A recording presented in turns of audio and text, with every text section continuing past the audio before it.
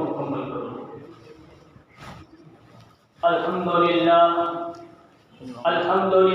نحمده ونستعینه ونستغفره ونؤمن به ونتوکل علیہ ونعوذ باللہ من شرور انفسنا ومن سیئات اعمالنا من يهد الله فلا مضل له ومن يضلله فلا هادي له ونشهد أن لا إله إلا الله وحده لا شريك له ونشهد أن سيدنا ومولانا محمدا عبده ورسوله صلى الله عليه وعلى آله وأصحابه وبارك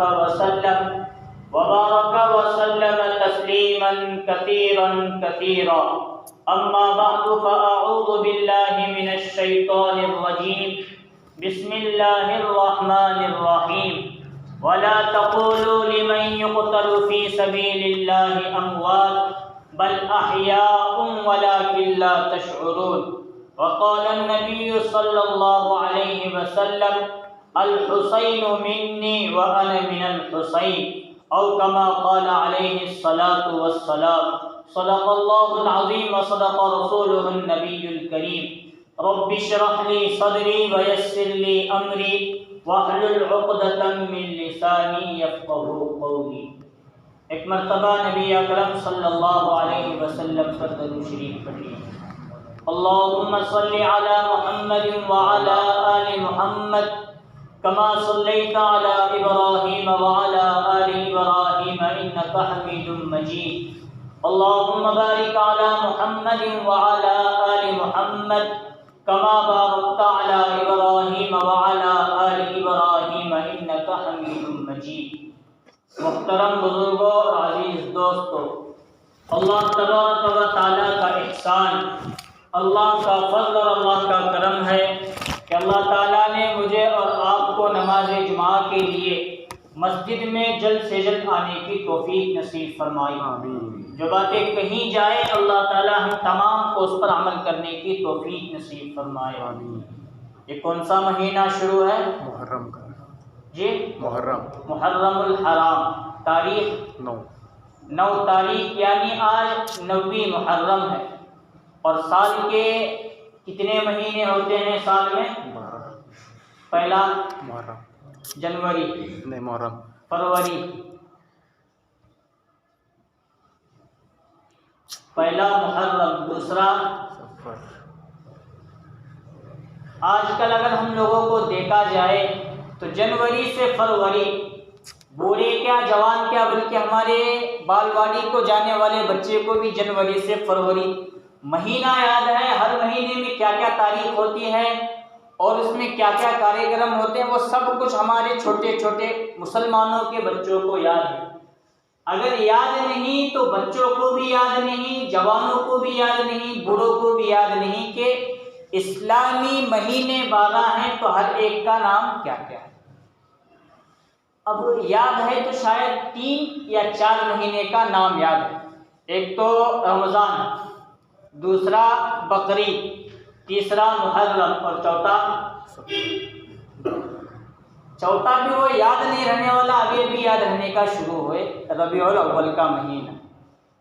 ایک تو رمضان کا یاد اس وجہ سے رہا کہ اس میں تراویح رہتی ہے، رمضان کی عید آنے والی ہے، پھر روزے ہیں، پھر بقرعید، عید الاضحیٰ اس لیے یاد رہا کہ اس میں قربانی کرنے کا ہے۔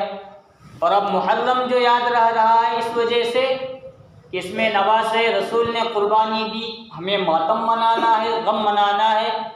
اب اس سے 2 قدم آگے یہاں شہید ہوئے نواز رسول تو ان کے نام پر ماتم، اور وہاں ربیع الاول کا مہینہ بھی یاد رہا اس وجہ سے کہ اس میں نبی کا انتقال ہوا۔ نبی کی گرچہ پیدائش ہوئی 9 ربیع الاول 8 ربیع الاول کو، لیکن فکس بات اور کسی کا اس میں اختلاف نہیں، 12 ربیع الاول کو نبی کی وفات ہوئی، نبی اس دنیا سے پردہ فرما گئے، انتقال ہوئے۔ اب اس میں بھی ایک طرح کی خوشی، یہاں ماتم کے نام پر ہم غم کے نام پر خوشی منا رہے ہیں، اور وہاں میلاد کے نام پر خوشی منا رہے ہیں۔ ہم لوگ بدعات میں، رسم و رواج میں، رسومات میں، خرافات میں مبتلا ہوئے کہ محرم سے لے کر ذی الحجہ کے جتنے مہینے ہیں 12، ہر مہینے کا کیا کیا نام ہے، اس کے اندر کیا کیا فضیلتیں ہیں، وہ تو یاد نہیں رہی۔ بس 2 مہینے خاص طور پر ہمیں یاد رہا، محرم اور دوسرا ربیع الاول۔ اگر یہی حالت مسلمانوں کی رہی تو کیا بوڑھے، کیا بچے، کیا نوجوان اور کیا مرد و عورت اسلام کے جو احکامات ہیں وہ آہستہ آہستہ آہستہ ہمارے دل و دماغ سے مٹ جائیں گے۔ اور محرم کا مہینہ آتا ہے تو ہم لوگ کیا کہنا شروع کرتے ہیں؟ محرم کا مہینہ آیا، ماتم کا مہینہ ہے، غم کا مہینہ ہے، اس میں کوئی شادی بیاہ نہ ہو، اس میں کوئی خوشی کا کوئی موقع نہ ہو، اس میں کچھ بھی نہ ہو خوشی والا، بس ہمیں نواسہ رسول حضرت امام حسین کے نام پر غم کرنا ہے، ماتم منانا ہے اور چونگے پکانا ہے، پھر کیا کرنا ہے؟ آرام سے بیٹھ کر کھانا ہے۔ حالانکہ چونگے بھی یہ مٹائی کی ایک قسم ہے، اور میٹھا جب تقسیم کیا جاتا ہے جب کوئی خوشی ہو۔ ہمارے یہاں لڑکی پیدا ہو تو کیا کرتے ہیں؟ کسی معلوم؟ جلیبی، میٹھی چیز۔ لڑکا پیدا ہو تو پیڑے بانٹ کب رہے ہیں؟ خوشی کے موقع پر۔ اور یہاں نواسہ رسول کے نام پر چونگے میٹھے پکائے بھی جا رہے ہیں، اور اسے اپنی سنت، اپنے باپ دادا کی، اپنے دادا پردادا کی، دادا دادی، نانا نانی کی سنت سمجھ کر ان کے وہاں سے چلے آ رہا ہے، اس وجہ سے ہمیں کرنا ہے۔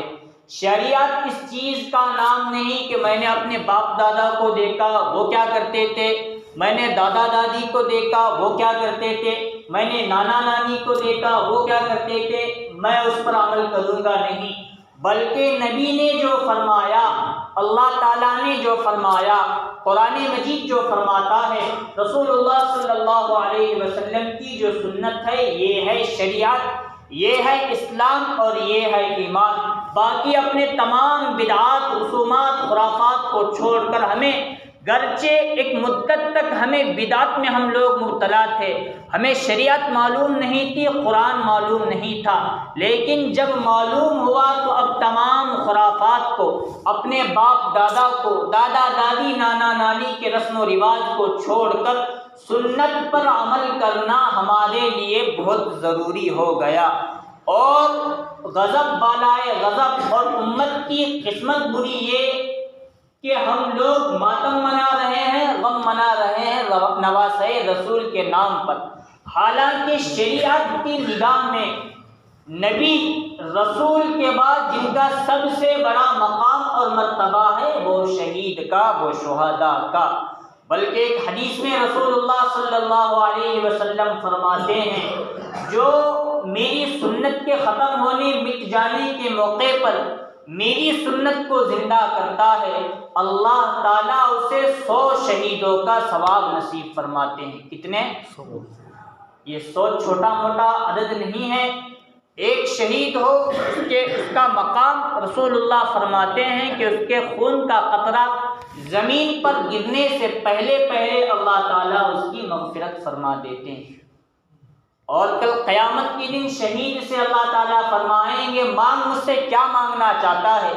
وہ شہید نہ جنت مانگے گا نہ کوئی اور چیز مانگے گا، وہ کہے گا، اے اللہ مجھے واپس دنیا میں بھیج، تیرے راستے میں جنگ اور جہاد کرنے کا موقع دے، پھر میں شہید ہو جاؤں، پھر مجھے زندہ کر، پھر دنیا میں بھیج، پھر میں تیرے راستے میں لڑوں اور شہید ہو جاؤں، اسی طرح میری زندگی گزرتے جائے اور میں تیرے راستے میں شہادت کا مقام اور جام شہادت نوش کرتا ہوا جاؤں۔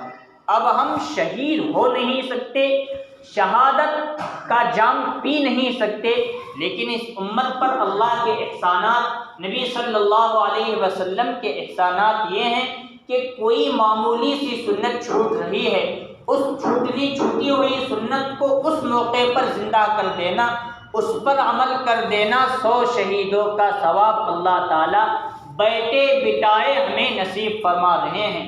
نہ کربلا میں گئے، نہ میدان بدر میں گئے، نہ احد میں گئے، نہ طائف میں گئے، نہ مکہ کو فتح کیا، نہ کوئی جنگ اور جہاد میں ہم شریک ہوئے، بس عمل کرو اور شہیدوں میں اپنا نام لکھواؤ، لیکن آج یہ کام بھی کرنے کے لیے امت تیار نہیں۔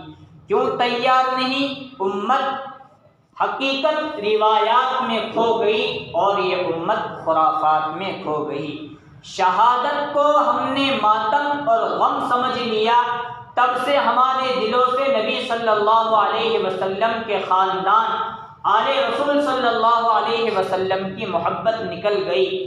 جب سے ہم نے جام شہادت کو، شہید ہونے کو برا، ماتم اور غم کا مہینہ سمجھ لیا، تب سے ہمیں رسول اللہ صلی اللہ علیہ وسلم کے نواسے حضرت حسین رضی اللہ تعالی عنہ کی فضیلت معلوم نہیں۔ انہوں نے اسلام کے لیے کیا کیا قربانیاں دی، ان کے اس لمبے چوڑے واقعے سے ہمیں کیا سبق ملتا ہے، اس صحیح سبق کی طرف ہم لوگ آنے کے لیے تیار نہیں۔ بس میں نے میرے باپ دادا کو دیکھا محرم میں چونگے کرتے ہیں، چونگے کھاتے ہیں، پھر تعزیہ نکالتے ہیں، جلوس منواتے ہیں اور شربت تقسیم کرتے ہیں، ناچتے ہیں، ڈھول تاشے بجاتے ہیں، اور فاطمہ کا دوپٹہ لے کر یا ان کا سر مبارک لے کر، حضرت علی کا جسم مبارک جبہ لے کر یا ان کا سر مبارک لے کر، حضرت امام حسین رضی اللہ عنہ کا سر مبارک اپنے نیزے پر گاڑ کر گلی کوچوں سے نکل کر ہم سمجھ رہے ہیں کہ ہم نے رسول اللہ صلی اللہ علیہ وسلم سے سچی محبت کا دم بھرا اور ہم نے سچی محبت کو ادا کر دیا۔ حضرت حسین رضی اللہ تعالیٰ عنہ سے کربلا کے واقعے کو ہم نے اپنے نالیوں سے، اپنے گلی کوچوں سے، گندی جگہوں سے نکال کر ہم جلوس نکال رہے ہیں، ماتم منا رہے ہیں، تو ہم سمجھ رہے ہیں کہ ہم سے پکا سچا حسینی کوئی شخص نہیں ہے۔ اللہ معاف فرمائے، جو امت کر رہی ہے وہ نبی کے نقش قدم پر نہیں بلکہ یزید کے نقش قدم پر چل رہی ہے، شمل بن ذی جوشن کے نقش قدم پر چل رہی ہے، عبداللہ ابن زیاد کے نقش قدم پر چل کر وہ یہ ثابت کر رہی ہے اور دلیل دے رہی ہے، اپنا ثبوت پیش کر رہی ہے کہ ہمیں نبی سے کوئی واسطہ نہیں، ہمیں اللہ سے کوئی واسطہ نہیں، ہمیں فاطمہ سے کوئی واسطہ نہیں، ہمیں حضرت علی رضی اللہ عنہ سے کوئی واسطہ نہیں، ہمیں حضرت حسن سے کوئی واسطہ نہیں، ہمیں حسین سے کوئی واسطہ نہیں۔ ہاں ہم ماتم منا کر، ڈھول تاشے بنا کر، جلسے جلوس منا کر، جلوس نکال کر، تعزیہ نکال کر یہ کر رہے ہیں جو کام یزید نے کیا وہ ہم کام کر رہے ہیں، اور نبی کے دل کو ہم لوگ دکا رہے ہیں۔ جب رسول اللہ صلی اللہ علیہ وسلم کی بیٹی حضرت فاطمہ الزہرا رضی اللہ تعالی عنہا کے یہاں حضرت امام حسین رضی اللہ تعالی عنہ پیدا ہونے والے تھے، تو آپ صلی اللہ علیہ وسلم کی سگی چاچی ام الفضل رضی اللہ عنہا نے خواب دیکھا کہ حضرت فاطمہ کے جسم سے ایک گوشت کا ٹکڑا گرا اور میرے گود میں آ کر گرا۔ وہ ڈری سہمی ہوئی اٹھی، خواب سے بیدار ہو گئی اور اپنے آنکھوں میں آنسو لے کر رسول اللہ صلی اللہ علیہ وسلم کے دربار میں پہنچی اور فرمانے لگی میں نے رات میں ایسا ایسا خواب دیکھا ہے۔ آپ صلی اللہ علیہ وسلم نے فرمایا میری چچی ڈرنے کی کوئی بات نہیں، گھبرانے کی کوئی بات نہیں، ایک تو یہ بشارت اس خواب کی بہت اچھی ہے، میرے لختے جگر نور نظر فاطمہ کے یہاں پھر سے ایک لڑکا ہونے والا ہے، پہلا تو لڑکا ہوا حسن، دوسرا بھی لڑکا ہونے والا ہے۔ اتفاقاً چند دنوں چند مہینوں کے بعد حضرت امام حسین رضی اللہ تعالیٰ عنہ کی پیدائش ہوئی، پیدا ہوئے اور چاچی لے کر رسول اللہ کے دربار میں آئی، حضور تشریف لائے، ان کے گود میں رکھ دیا۔ حضور فرمانے لگے چاچی جو تم نے خواب دیکھا تھا فاطمہ کا گوشت کا ٹکڑا تمہارے گود میں گرا، تم نے اٹھا کر میرے گود میں رکھا، یہ خوابی یہ تعبیر خواب کی یہ ہے میرے فاطمہ حضرت علی کو دوسرا بیٹا پیدا ہوا۔ اب اپنے داماد حضرت علی سے مشورہ کیا، فاطمہ سے مشورہ کیا ان کا نام تم کیا رکھنا چاہتے ہو؟ انہوں نے کہا شبیر یا شبر ہم رکھنا چاہتے ہیں، یا کوئی نام انہوں نے دوسرا بتایا، تو رسول اللہ صلی اللہ علیہ وسلم نے فرمایا کہ مجھے تمہارا یہ نام پسند نہیں، ہاں پہلے کا نام میں نے حسن رکھا ہے تو دوسرے کا نام میں حسین رکھنا چاہتا ہوں۔ دونوں راضی ہو گئے۔ رسول اللہ صلی اللہ علیہ وسلم حضرت حسین رضی اللہ عنہ کو لے کر پیار کرنے لگے، چومنے لگے، اپنی زبان مبارک ان کی زبان میں دینے لگے اور رسول اللہ صلی اللہ علیہ وسلم پیار کرنے لگے۔ لیکن اچانک تھوڑی دیر کے بعد رسول اللہ صلی اللہ علیہ وسلم کا چہرہ مرجھایا اور رسول اللہ صلی اللہ علیہ وسلم کے آنکھوں میں آنسو اتر آئے۔ روئے رسول اللہ صلی اللہ علیہ وسلم نہیں، ماتم نہیں منایا، غم نہیں کیا، بس محبت کی وجہ سے آنکھوں میں آنسو اتر آئے۔ چاچی نے بچہ ہاتھ سے لیا اور کہنے لگی اے اللہ کے رسول، جب میں نے بچہ آپ کے ہاتھ میں دیا امام حسین کو، آپ بڑے خوش ہوئے، آپ نے بڑے تسلی والے کلمات کہے، اس کا نام حسین رکھا، لیکن تھوڑی دیر کے بعد آپ کے آنکھوں میں آنسو کیوں اتر آئے؟ آپ کے چہرے پر آپ کا چہرہ اچانک کیوں مرجھایا گیا؟ تو رسول اللہ صلی اللہ علیہ وسلم نے فرمایا اے میری چاچی، ابھی مجھے اس بچے کی پیدائش کے بعد کربلا کا میدان دکھایا گیا، یہاں یہ میرا بچہ پہنچے گا امام حسین، اور میری امت کے کچھ بدبخت لوگ جو اصل میں اپنے آپ کو میرا کہیں گے، نبی والا کہیں گے، محمدی کہیں گے، لیکن بے دردی کے ساتھ میرے نواسے رسول حضرت حسین کو قتل کر دیں گے۔ بس یہ کربلا کا واقعہ، کربلا کا میدان میرے سامنے اللہ تعالیٰ نے کھول دیا، اس لیے میرے آنکھوں میں آنسو اتر آئے، لیکن میں میرے بیٹے اور میرے نواسے کی شہادت کو برا نہیں سمجھتا، اور یہی میرا نواسا اپنے نانا کے دین کو زندہ رکھنے کے لیے بزدلوں کے سامنے گھٹنے نہیں ٹیکے گا، جھکے گا نہیں، اور باطل طاقتوں کے سامنے سر تسلیم خم نہیں کرے گا، اور دوسروں کی بیعت کو قبول نہیں کرے گا، اپنی گردن کو کٹائے گا، لیکن باطل کے سامنے جھکنے کے لیے اور اپنے گھٹنے ٹیکنے کے لیے تیار نہیں ہوگا۔ وقت گزرتا گیا، حضرت حسین بڑے ہوئے، اور بڑے ہوتے ہوتے اللہ کا کرنا یہ ہوا، کربلا کا واقعہ ہونے والا تھا، مکہ مکرمہ میں تھے یا مدینہ منورہ میں تھے، ادھر کوفہ والوں کی طرف سے کچھ اختلافات صحابہ میں ہوئے، حضرت علی، حضرت امیر معاویہ رضی اللہ عنہ میں، پھر وہ معاملات ختم ہوئے، امیر معاویہ رضی اللہ عنہ اور ان کے بعد حضرت علی کے بعد حضرت حسن، کچھ معاملات ہوئے، پھر حضرت علی نے صلح کرا کر وہ معاملہ ختم کر دیا۔ ادھر حضرت حسن نے امارت کا توق دے دیا امیر معاویہ رضی اللہ عنہ کو، ادھر ان کا انتقال ہونے والا تھا۔ امیر معاویہ ایک بہت بڑے صحابی، اتنے بڑے صحابی کہ قرآن مجید کے کئی آیتوں کو انہوں نے لکھا اور کاتب وحی کہلاتے ہیں۔ حضرت ابو سفیان رضی اللہ عنہ یہ بھی صحابی، باپ صحابی، بیٹا امیر معاویہ یہ صحابی، ان کی بہن امیر معاویہ کی بہن حضرت ابو سفیان کی بیٹی رسول اللہ صلی اللہ علیہ وسلم کے نکاح میں تھی۔ اس اعتبار سے یہ رشتہ داری کے اعتبار سے کیا کہتے ہیں اسے، سالہ حضرت امیر معاویہ ہوتے تھے۔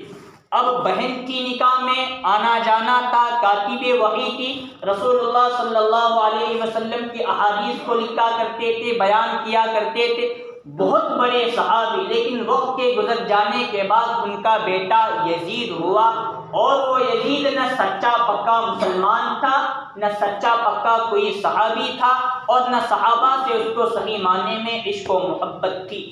وہ انتظار کر رہا تھا میرے باپ امیر معاویہ رضی اللہ عنہ کا انتقال ہو جائے اور کب میں بادشاہت اور حکومت سنبھالوں۔ جب یہ حکومت پر بیٹھا تو اس نے مجبور کیا امام حسین رضی اللہ عنہ کو، آؤ میری بیعت کو قبول کرو، ورنہ میں تمہارے گرفتاری کا وارث بھیجوں گا، تمہیں کربلا کے میدان میں لا کر تمہیں قتل کروں گا۔ سب سے پہلے یزید نے، اور یزید کی طرف سے ایک گورنر مقرر تھا ابن زیاد نے، کوفہ والوں کو مشورہ دیا کہ امام حسین کو کوفہ کی طرف بلاؤ۔ بہت سارے خطوط گئے تو امام حسین نے قصے کو مختصر کر دیتا ہوں، نہ یہ محرم کا مہینہ رونے دھونے کا، نہ ماتم منانے کا، نہ ان کی واقعے کو بیان کر کے رونے رلوانے کا واقعہ ہے، بلکہ شہادت کو بیان کرنے کا موقع ہے، اس اعتبار سے بیان کر دیتا ہوں۔ کوفہ والوں نے بلایا امام حسین رضی اللہ عنہ پہنچتے پہنچتے پہنچتے کوفہ 2 محرم کو پہنچ گئے۔ کتنے؟ ہم فقط 10 محرم آئے یوم عاشوراء تب ماتم مناتے ہیں، حالانکہ وہ قربانی دینے کے لیے کربلا میں پہنچے ہیں 2 محرم کو۔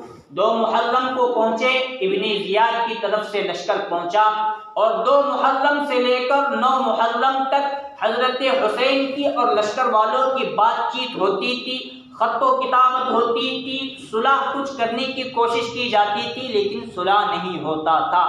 اب ابن زیاد کو یزید کی طرف سے خط آیا، یا ابن زیاد نے اپنے کسی گورنر کو، حاکم کو بھیجا کہ امام حسین کو تیار کرو، ہماری ہاتھ پر بیعت کر لے، ورنہ پورا خاندان کو ہم ذبح کر دیں گے، کسی کو بھی نہیں چھوڑیں گے۔ بس اتنا کام کرنا ہے، ابن زیاد میں یزید کی طرف سے گورنر مقرر ہوں، میرے ہاتھ پر یہ بیعت کر لو، میں خلافت کو چھوڑ دیتا ہوں، بادشاہت کو چھوڑ دیتا ہوں، یعنی حق پر ہونے کے اعتبار سے بزدلی کو اختیار کر دیتا ہوں، اور ظالم حاکموں کے سامنے اپنے گھٹنے ٹیکتا ہوں، اور اپنی شکست کو مان لیتا ہوں، اور نبی صلی اللہ علیہ وسلم کے لائے ہوئے دین کو اور لائے ہوئے پرچم کو باطل اور بزدل اور برے لوگوں کے پیروں کے تلے روندنے کے لیے امام حسین تیار ہے۔ بس اتنا آپ کو کہنا ہے، بیعت پر مجبور ہونا ہے۔ آج جو امت کام کر رہی ہے وہی ان کو بھی آفر دیا گیا تھا، قرآن نہیں چھوڑنا، ایمان نہیں چھوڑنا، اسلام نہیں چھوڑنا، بلکہ بری حکومتوں کا ساتھ دینا ہے۔ ادھر بھی بری حکومت، ادھر بھی بری حکومت، اور آج کے مسلمان یہی کام کر رہے ہیں۔ زندہ باد مرد آباد، میں جس پارٹی میں ہوں وہ زندہ باد، اور جو میرے مخالف ہے وہ مرد آباد۔ گویا اس کو ابو بکر کی خلافت آج ہندوستان کے مسلمان سمجھ رہے ہیں، عمر کی خلافت سمجھ رہے ہیں۔ جو آج ہم کر رہے ہیں اسی چیز کا آفر ان کو ملا تھا۔ اسلام نہیں چھوڑنا، نبی کی وراثت کو نہیں چھوڑنا، قرآن نہیں چھوڑنا، بس ہمارے سامنے، ہماری حکومت کے سامنے ہماری باتوں کو ماننا ہے اور ہماری حکومت کو سچ تسلیم کر لینا ہے۔ اتنی بات تھی، امام حسین نے کہا تم جیسے نالائقوں کے سامنے میں گردن کٹاؤں گا، لیکن تمہارے سامنے نبی کی نبوت اور نبی کی رسالت کو اور نبی کے لائے ہوئے دین کو جھکنے نہیں دوں گا۔ امام حسین تمہارے سامنے سجدہ کرے گا نہیں اور گھٹنے ٹیکے گا نہیں، جھکے گا نہیں، جو تمہیں کرنا ہے کر لو۔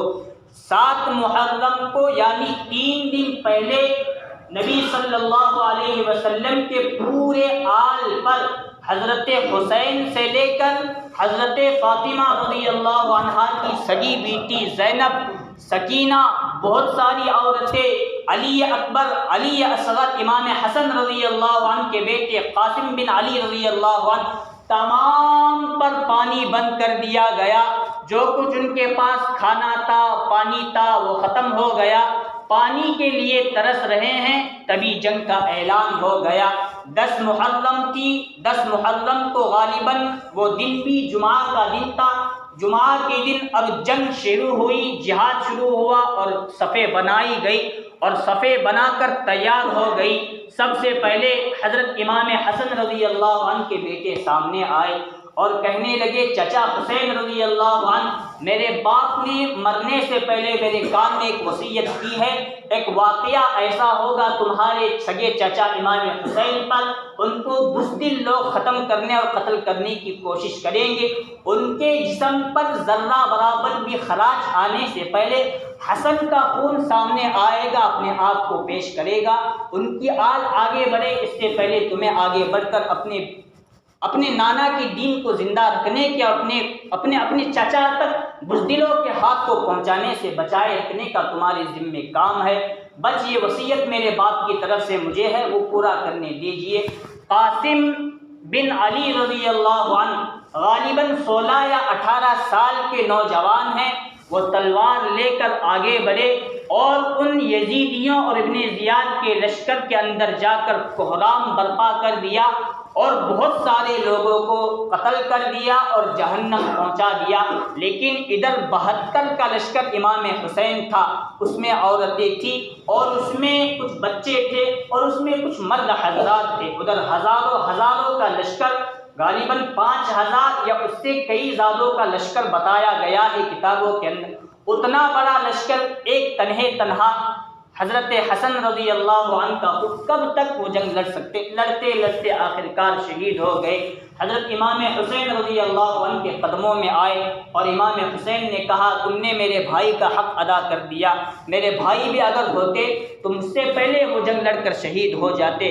اس کے بعد حضرت حسین رضی اللہ عنہ کے بڑے بیٹے علی اکبر میدان میں اترے، انہوں نے بھی بہت سارے لوگوں کو جہنم میں پہنچایا، وہ بھی شہید ہو گیا، اور بہت سارے مرد حضرات شہید ہو گئے، تنہا باقی رہے امام حسین رضی اللہ عنہ۔ جمعہ کا موقع تھا، کربلا کا میدان ہے، وہاں جمعہ نہیں ہوتی، اور پینے کے لیے پانی نہیں تو باقی لوگ نماز پڑھنے کے لیے، وضو کرنے کے لیے پانی کہاں دیں گے؟ اس وقت بھی حضرت حسین رضی اللہ عنہ نے دین کی دعوت دی کہ مجھے نماز پڑھنا ہے، ہم صفیں درست کر لیں گے، آؤ نماز پڑھ لیتے ہیں۔ ادھر سے یہ حکم ملا کہ تمہاری نماز مبارک، ہمیں نماز پڑھنے کی کوئی ضرورت نہیں۔ تیمم کر کے دو چند جو لوگ موجود تھے، جمعہ کے دن ظہر کی نماز حضرت حسین رضی اللہ عنہ نے پڑھی، پھر جنگ شروع ہوئی، اور ادھر جو خیمے مقرر تھے جس میں عورتیں موجود تھیں، وہاں سے آواز آئی ہماری چھاتیوں سے دودھ سوکھ گیا ہے، آپ کا دودھ پیتا معصوم چھوٹا بچہ علی اصغر وہ پیاس کی وجہ سے تڑپ رہا ہے، ان کے لیے پانی کا کوئی انتظام کرو۔ حضرت حسین رضی اللہ عنہ اپنے دودھ پیتے نور نظر رکھتے جگر کو لے کر سامنے آئے اور کہنے لگے دشمنی مجھ سے تمہاری ہو سکتی ہے، اس دودھ پیتے معصوم چھوٹے بچے سے کیا دشمنی، اس کے لیے تو کوئی پانی کا انتظام کرو۔ کسی نے کچھ نہیں سنا، سیدھا جو تیر مارا وہ آپ کے حلق تک آ کر لگا، وہ بچہ بھی شہید ہو گیا۔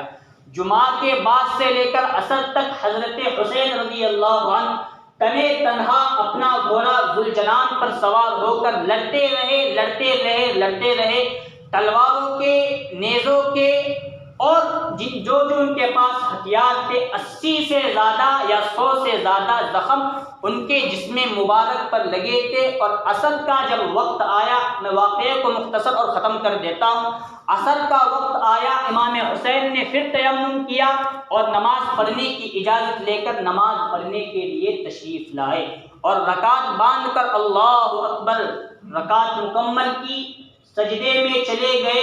ابن زیاد کی طرف سے ایک مردود اور لعنتی شخص شمر ذی جوشن آگے بڑھا، چند افراد کو لے کر سجدے کے اندر دیکھ کر حضرت حسین رضی اللہ تعالی عنہ کی پیٹھ میں نیزہ گاڑا، نیزہ پیٹھ سے ہو کر پیٹ سے باہر نکل آیا، اور جب سجدے سے اٹھے ہیں دونوں ہاتھ کاٹ دیے گئے، ان کے سینے پر بیٹھ کر ان کا گلا کاٹا گیا۔ امام حسین رضی اللہ عنہ کو اس بے دردی کے ساتھ شہید کیا گیا، کربلا کے میدان میں قتل کیا گیا۔ اب کربلا کے میدان میں قتل کیا گیا، نیزے پر ان کا سر رکھا گیا، اپنے پیروں سے پورا لشکر امام حسین رضی اللہ عنہ کے جسم مبارک پر ناچ رہا ہے، ماتم منا رہا ہے، شربتیں بانٹی جا رہی ہیں، پانی پیا جا رہا ہے، ڈھول تاشے اس وقت بھی تھی، وہیں سے بجانا انہوں نے شروع کیا، اور ہم نے نواز رسول کو ختم کر دیا۔ اس پر جلوس اور اس پر جشن منایا جو آج ہمارے یہاں کی شکل و صورت میں ہم لوگ منا رہے ہیں۔ گھوڑوں کے ذریعے امام حسین کے جسم مبارک کو روندا گیا، ادھر عورتوں کے سروں سے دوپٹے اور اوڑھنی نکالی گئی، ان کو لہرا کر امام حسین رضی اللہ عنہ کا سر، ان کی اوڑھنیاں لے کر ابن زیاد کے دربار تک امام حسین رضی اللہ عنہ کا سر پہنچایا، سر رکھا گیا ایک تشت کے اندر۔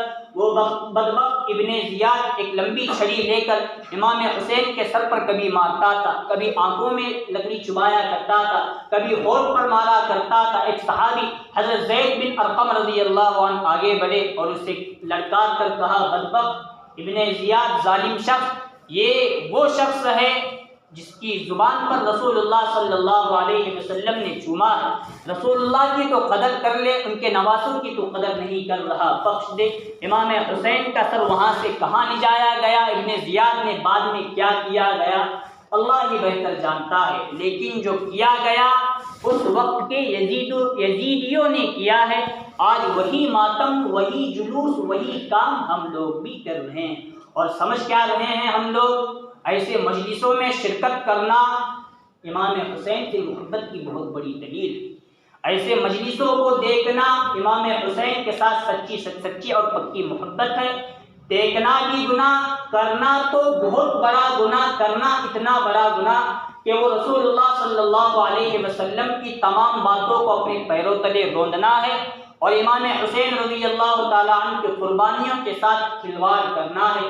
اس وقت جو کیا تھا یزید نے، ابن زیاد نے، شمر نے اور اس کے لشکر نے کیا تھا، آج امت کے کچھ نوجوان افراد کر رہے ہیں، بلکہ بہت سارے لوگ کر رہے ہیں، اور دلیل کیا دیتے ہیں؟ ہمارا خاندانی مسئلہ ہے۔ کیا بولتے ہیں؟ ہمارے خاندان کے لوگ کریں، ہمارے دادا کریں، ابا کریں، زبان پر کچھ دوسرے جملے آ رہے تھے، اللہ معاف فرمائے نہیں کہنا۔ ہمارا خاندان بہتر یا رسول اللہ صلی اللہ علیہ وسلم کا خاندان بہتر؟ اس خاندان کے لیے، اپنے خاندان کی یہ بدعت والی قربانی ہم نہیں دیں گے تو ہم سے بڑا رسول اللہ صلی اللہ علیہ وسلم سے دشمنی کرنے والا کوئی نہیں۔ اس لیے جو کرتے ہیں خاندانی مسئلہ ہو سمجھو اور چھوڑ دو، اور اللہ کے لیے چھوڑ دو۔ ایسی مجلسوں میں جانا بھی اللہ کی لعنت کا توپ اپنے گلے میں ڈالنا ہے۔ اللہ تعالیٰ سے دعا ہے اللہ تبارک و تعالیٰ ہم تمام کو امام حسین رضی اللہ تعالیٰ عنہ کی ان قربانیوں کو یاد رکھ کر اس سبق کے ذریعے صحیح سبق حاصل کرنے کی توفیق نصیب فرمائے۔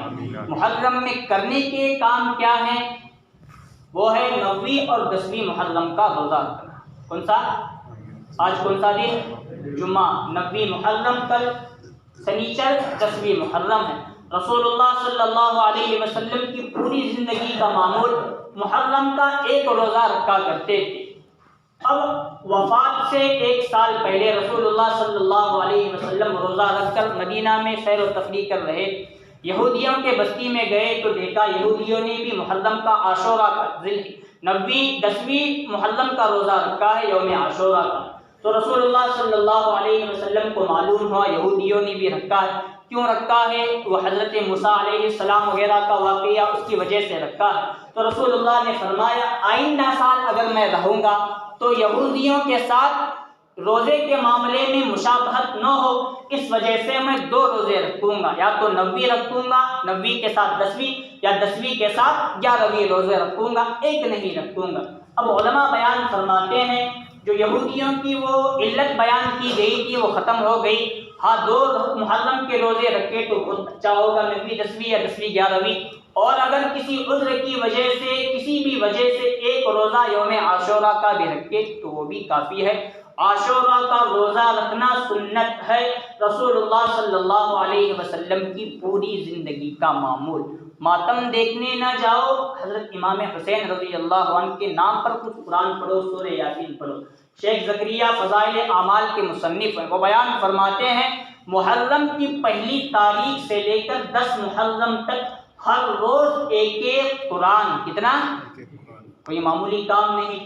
ماتم منانا بڑا معمولی کام ہے، چوگے کھا کر بس ڈکار لینا بہت آسان کام ہے، جلوس میں جانا، وہاں ڈھول تاشے دیکھتے رہنا بہت آسان کام ہے، شیطان آ کر حرکت انگلیاں کرتے رہے بہت آسان کام ہے۔ سورہ یاسین پڑھنا، سورہ اخلاص پڑھنا، قرآن مجید پڑھنا بہت مشکل کام ہے۔ اگر کربلا کو یاد رکھنا چاہتے ہو، ان کی قربانیوں کو یاد رکھنا چاہتے ہو تو حضرت شیخ زکریا فرماتے ہیں پہلی محرم سے لے کر 10 محرم تک ہر روز میں ایک قرآن کریم کا ایصال ثواب رسول اللہ صلی اللہ علیہ وسلم کے خاندان حضرت امام حسین رضی اللہ عنہ کے خاندان پر کرتا ہوں۔ یہ کام کرنے کے ہیں، یہ کام ہم کو کرنا چاہیے۔ اللہ تعالیٰ سے دعا ہے اللہ تبارک و تعالیٰ ان بتائے ہوئے واقعات پر عمل کرنے کی توفیق نصیب فرمائے۔ خرافات، بدعات، رسم و رواج سے محرم اور محرم باقی تمام مہینوں میں پوری امت کو ہم لوگوں کو بچنے کی توفیق نصیب فرمائے۔ آمین وآخر دعوانا الحمدللہ رب العالمین۔